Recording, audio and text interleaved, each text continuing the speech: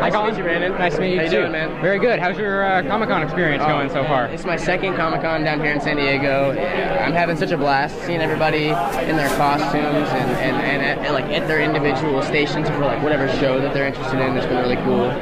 Have you had a chance to walk through the exhibition hall at all? Not yet. I'm gonna try to this evening when I wrap up here. Cool.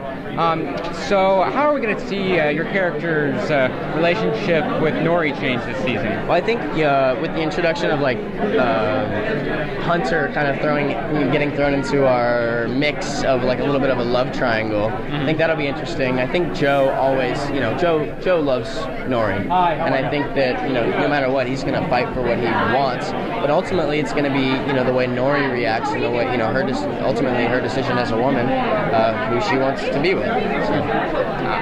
And how are we going to see Joe moving past?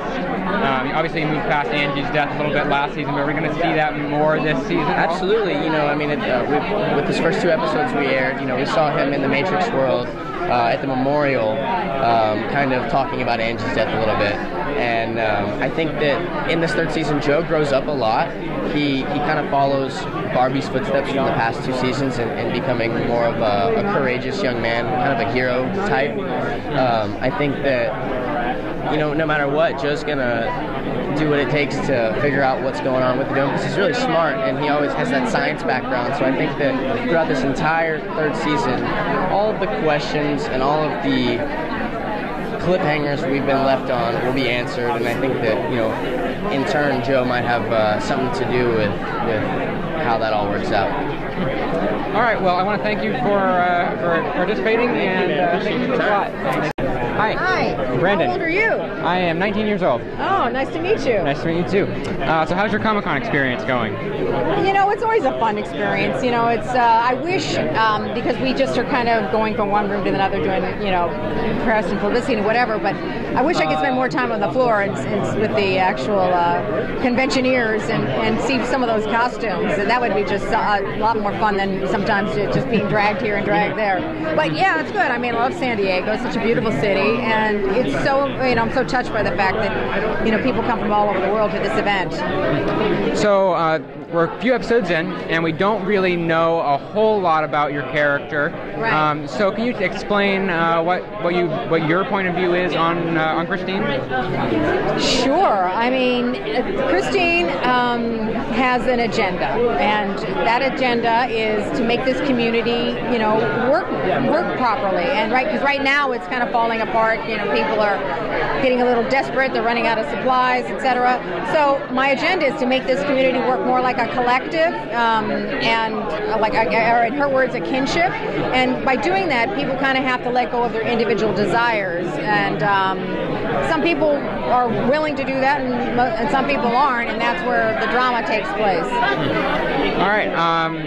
So what are your thoughts on the dome as a whole? Is it for the group? Does it like the inhabitants of the dome, or is the dome working against them?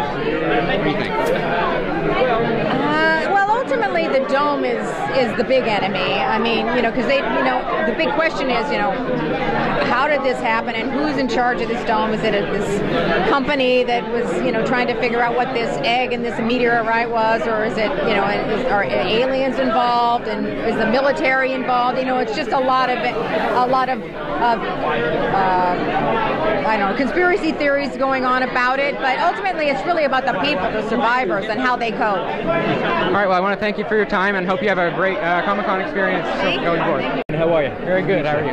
Well, thanks. How's your Comic-Con experience going so far? It's been fun. Having a blast, yeah. Good. Every year it gets more and more exciting. Everyone's more amped up, so, yeah. So how is it being in the middle of a love triangle already in the third season, first two episodes, and how's it going? It's kind of fun.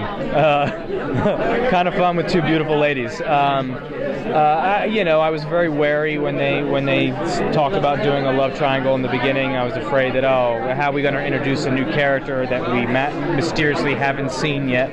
But I think they did it in a great way, and I think it's believable. And both Kylie and Rochelle play their parts fantastically, and there'll be a little bit of a heart attack throughout the season, but Julia and Barbie, of course, probably will get back together maybe after a little baby comes into the world. We'll see. Oh, wow. So, all right, so what's your thoughts? Is the dome for you, for the inhabitants of the dome, or is it against you? well, I'm stuck on this one, because if we want to, we've all read the book and we know how the book ends. If anyone wants to see how the question is, are we going to go by the book's ending, or are we creating a different one? That's a question I don't have an answer to yet. They haven't filled us in on that. So I think right now it's there's moments where I think it's for our protection, and then there's other moments where I think it's working against us. Right now I'm on the side of working against us. All right, well, I want to thank you for your time. Yeah, man, absolutely.